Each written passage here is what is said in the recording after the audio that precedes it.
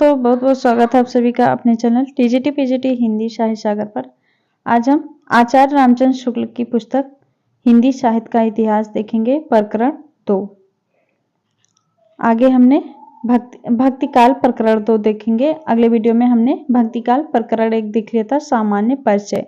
आज हम प्रकरण 2 देखेंगे, निर्गुण धारा ज्ञानाश्री शाखा। इन्होंने भक्ति काल को 6 प्रकरणों में विभाजित किया है। हमने प्रकरण 1 पे बात कर लिए। आज हम प्रकरण 2 देखेंगे, निर्गुण धारा ज्ञानाश्री शाखा। आपको सभी प्रकरणों के नाम याद होना चाहिए, ठीक है। प्रकरण 2 का नाम है निर्गुण धारा ज्ञानाश्री शाखा। चलिए शुरू करते हैं ज्ञानाश्री शाखा पर, ठीक है। अगर आप चैनल पर नए तो प्लीज चैनल को सब्सक्राइब जरूर कर लीजिएगा ताकि आपको हर वीडियो मिले, ठीक है। चलिए शुरू करते हैं। सभी को पता है कि आचार्य रामचंद्र शुक्ल की पुस्तक हिंदी साहित्य का इतिहास कितना इम्पोर्टेंट हमारे लिए, और यहाँ से क्वेश्चन पूछे जाते हैं। इसलिए आप रामचंद्र शुक्ल का हिंदी साहित्य का इतिहास जरूर से पढ़िए और पूरा कंप्लीट पढ़िए, लाइन टू लाइन, ठीक है। यहाँ से बहुत सारे क्वेश्चन बने हैं। शुरू करते हैं। प्रकरण 2 है निर्गुण धारा ज्ञानाश्री शाखा। ज्ञानाश्री शाखा कबीर के बारे में देखेंगे। इनकी उत्पत्ति के संबंध में अनेक प्रकार के प्रवाद प्रचलित हैं। कहते हैं काशी में स्वामी रामानंद का एक भक्त ब्राह्मण था, जिसकी किसी विधवा कन्या को स्वामी जी ने पुत्रवती होने का आशीर्वाद बोल से दे दिया। फल यह हुआ कि उसे एक बालक उत्पन्न हुआ, जिसे वह लहर तारा के ताल के पास फेंक आई। अली या नीरू नाम का जुलाहा उस बालक को अपने घर उठा लाया और पालने लगा। यही बालक आगे चलकर कबीरदास हुआ। बालक कौन थे? कबीरदास। कबीर का जन्म जेठ सुदी पूर्णिमा पूछा गया है वाला। कबीर का जन्म जेठ सुदी पूर्णिमा सोमवार विक्रम संवत 1456 माना जाता है। संवत 1456। कहते हैं कि आरंभ से ही कबीर में हिंदू भाव से उत्पत्ति करने की प्रवृत्ति लक्षित होती थी, जिसे उसे पालने वाले माता पिता ना दबा सके। वे राम राम जपा करते थे और कभी कभी माथे पर तिलक भी लगा लेते थे। इसे सिद्ध होता है कि उस समय में स्वामी रामानंद का प्रभाव खूब बढ़ रहा था और बड़े बड़े ऊंच नीच सब तृप्त होते रहे थे। अतः कबीर पर भी भक्ति का यह संस्कार बाल्यावस्था से ही पड़ने लगा। तो कोई आश्चर्य नहीं है, रामानंद जी के महात्मा को सुनकर कबीर के हृदय में शिष्य होने की लालसा जगी होगी। ऐसा प्रसिद्ध है कि एक दिन वे एक पहर रात रहते ही उस पंचगंगा घाट, कहाँ पर? पंचगंगा घाट की सीढ़ियों पर जा पड़े, जहां से रामानंद जी स्नान करने के लिए उतरा करते थे। स्नान को जाते समय अंधेरे में रामानंद जी का पैर कबीर के ऊपर पड़ गया। रामानंद जी ने बोल उठे राम राम कहा। कबीर ने इसी को गुरु मंत्र मान लिया और वे अपने को रामानंद जी का शिष्य कहने लगे। वे साधुओं का सत्संग भी रखते थे और जुलाहे का भी काम करते थे। कबीर पंथ में मुसलमान भी हैं। उनका कहना है कि कबीर ने प्रसिद्ध सूफी मुसलमान फकीर शेख तकी से दीक्षा ली थी। वे उस सूफी फकीर को ही कबीर का गुरु मानते हैं। पूछा गया ये वाला, कबीर के दीक्षा गुरु कौन थे? शेख तकी। आगे है ऊजी के पीर और शेख तकी चाहे कबीर के गुरु ना रहे हों, पर उन्होंने उनके सत्संग से बहुत सी बातें सीखी, इसमें कोई संदेह नहीं। कबीर ने शेख तकी नाम लिया है, पर उस आदर के साथ नहीं जिस आदर के साथ गुरु का नाम लिया जाता है। जैसे घट घट अविनाशी सुनहु तकी तुम शेख। इस वचन में कबीर ही शेख तकी को उपदेश देते जान पड़ते हैं। कबीर ने मुसलमान फकीरों का सत्संग किया था, इसका उल्लेख उन्होंने किया है। वे झूसी, जौनपुर, मणिकपुर आदि गए थे, जो मुसलमान फकीरों के प्रसिद्ध स्थान थे। मानिकपुर ही कबीर बसेरी, मदहती सुनी शेख तकी केरी। ऊजी सुनी जौनपुर थाना, झूसी सुनी पीरन के नामा। पर सबकी बातों का संचय करके भी अपने स्वभावानुसार वे किसी को ज्ञानी या बड़ा मानने को तैयार नहीं थे, सबको अपना ही वचन मानने को कहते थे। शेख अकरवी सकरदी, तुम मानो बचन हमार, आदि अंत औ जुग जुग देखूं दीठ पसारी। कबीर की पंक्ति है। आगे है, यहीं तक नहीं, वेदांतियों के कनक कुंडल न्याय आदि का व्यवहार भी इनके वचनों में मिलता है। गहना एक कनक ते गहना इन मह भाव न दूजा, कहन सुनन को दुई करी थापिन इक निमाज इक पूजा। इसी प्रकार उन्होंने हठ योगियों के साधनात्मक रहस्यवाद की कुछ सांकेतिक शब्दों जैसे चंद, सूर, नाद, बिंदु, अमृत, औंधा, कुआं को लेकर अद्भुत रूपक बांधे हैं जो सामान्य जनता की बुद्धि पर पूरा आतंक जमाते हैं। जैसे है, सूर समाना चंद में, दुह किया घर एक, मन का चिंता तब भया कछु पुर बिला लेख, आकाशे मुखी औंधा कुआं पाताले पनिहारी, ताका पानी को हंसा पीवे बिरला आदि बिचारी। कबीर की पंक्ति है। आगे है, वैष्णव संप्रदाय से उन्होंने अहिंसा का तत्व ग्रहण किया। पूछा जा सकता है, यहाँ पर इंपॉर्टेंट है, पूछ लेगा कबीर ने अहिंसा का तत्व कहाँ से ग्रहण किया था, किस संप्रदाय से? तो वैष्णव संप्रदाय से उन्होंने अहिंसा का तत्व ग्रहण किया, जो कि पीछे होने वाले सूफी फकीरों को भी मान्य हुआ। हिंसा के लिए वे मुसलमानों को बराबर फटकारते रहे हैं। क्या फटकार कर क्या कहते थे, ये भी पंक्ति पूछा गया है। दिन भर रोजा रहत हैं, रात हनत हैं गाय, यह तो खून वह बंदगी कैसे खुशी खुदाए, अपनी देख करत नहीं, अहमक कहत हमारे बड़न किया, उसका खून तुम्हारी गर्दन जिन तुमको उपदेश दिया, बकरी पाती खाती है ताको काढ़ी खाल, जो नर बकरी खात है तिनका कौन हवाल। कबीर की पंक्ति है, मोस्ट इंपॉर्टेंट, पूछी जा सकती है। ठीक है, आगे है, उपयुक्त विवेचन से स्पष्ट है कि ज्ञान मार्ग की बातें कबीर ने हिंदू साधु सन्यासियों से ग्रहण की, जिनमें सूफी के सत्संग से उन्होंने प्रेम तत्व का मिश्रण किया और अपना एक अलग पंथ चलाया। उपासना के बाह्य स्वरूप पर आग्रह करने वाले और कर्म कांड की प्रधानता देने वाले पंडितों और मुल्लों दोनों को उन्होंने खरी खरी सुनाई और राम रहीम की एकता समझकर हृदय को शुद्ध और प्रेममय करने का उपदेश दिया। देशाचार और उपासना विधि के कारण मनुष्य में जो भेदभाव उत्पन्न हो जाता है उसे दूर करने का प्रयास उनकी वाणी बराबर करती रही। यद्यपि वे पढ़े लिखे नहीं थे, पर उनकी प्रतिभा बड़ी प्रखर थी, जिससे उनके मुंह से बड़ी चुटीली और व्यंग्य चमत्कार पूर्ण बातें निकलती थी। उनकी उक्तियों में विरोध और असंभव का चमत्कार लोगों को बहुत आकर्षित करता था। जैसे कबीर की पंक्ति है यहाँ पर, है कोई गुरु ज्ञानी जगत मह, उलट वेद बूझे, पानी मह पावक बरे, अंधहि आखिन सूझे, गाय तो नाहर को धारी खायो, हरिना खायो चीता। अथवा यहाँ पे है, नया बीच नदिया डूबत जाए। मोस्ट इंपॉर्टेंट पंक्ति है कबीर की, नया बीच नदिया डूबत जाए। अनेक प्रकार के रूपकों और अनुक्तियों द्वारा ही इन्होंने ज्ञान की बातें कही हैं, जो नई न होने पर भी वैचित्र के कारण अनपढ़ लोगों को चकित किया करती थी। अनूठी अनुक्तियों द्वारा ईश्वर प्रेम की व्यंजना सूफियों में बहुत प्रचलित थी। जिस प्रकार कुछ वैष्णव में माधुर्य भाव से उपासना प्रचलित थी, उसी प्रकार सूफियों में भी ब्रह्मा के सर्वव्यापी प्रियता में माशूक बनकर हृदय के उद्गार प्रकाशित करने की प्रथा थी। इसको कबीरदास ने ग्रहण किया। कबीर की वाणी में स्थान स्थान पर भावात्मक रहस्यवाद की जो झलक मिलती है वह सूफियों के सत्संग का प्रसाद है।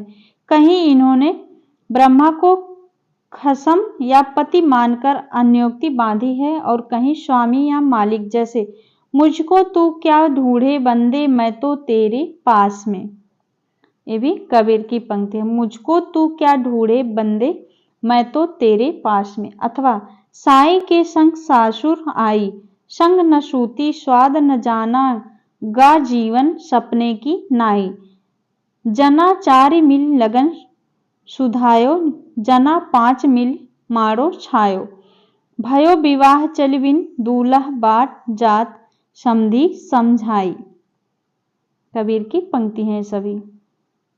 आगे कबीर अपनी श्रोताओं पर यह अच्छी तरह भाषित करना चाहते थे कि हमने ब्रह्मा का साक्षात्कार कर लिया है।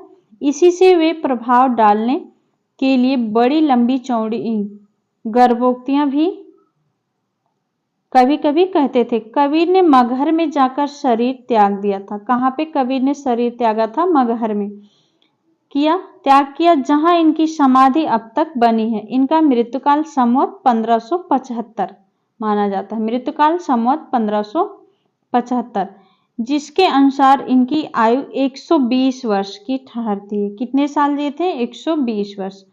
कहते हैं कि कबीर की बाणी का संग्रह उनके शिष्य धर्मदास ने संवत 1521 में किया था, जबकि उनके गुरु की अवस्था 64 वर्ष की थी। कबीर की वचनावली की सबसे प्राचीन प्रति, जिसका अब पता लगता है, संवत 1561 की लिखी है।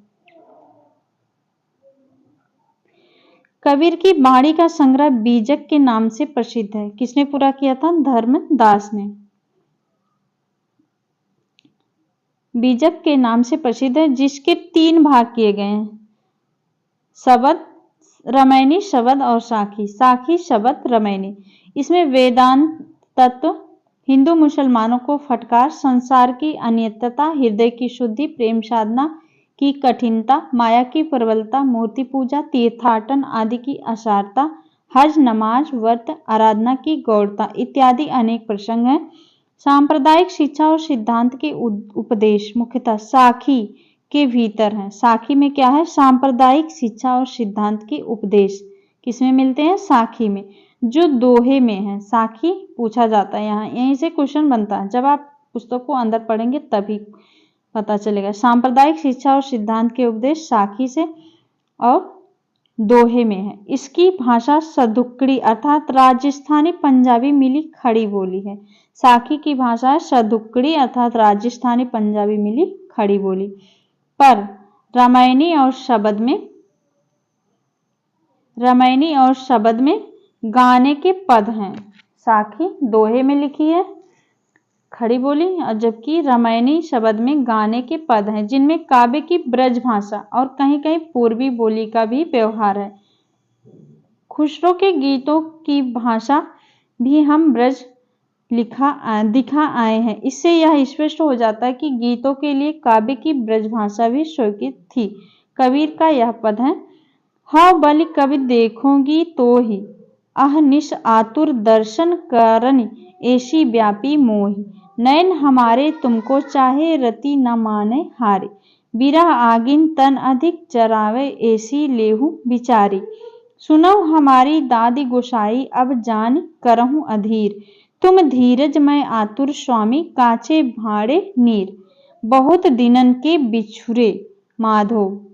यहाँ से पूछा जा सकता है ये वाली पंक्ति, बहुत दिनन के बिछुरे माधो, मन नहीं बांधे धीर, देह छता तुम मिलहु कृपा करी, आरतिवंत कबीर।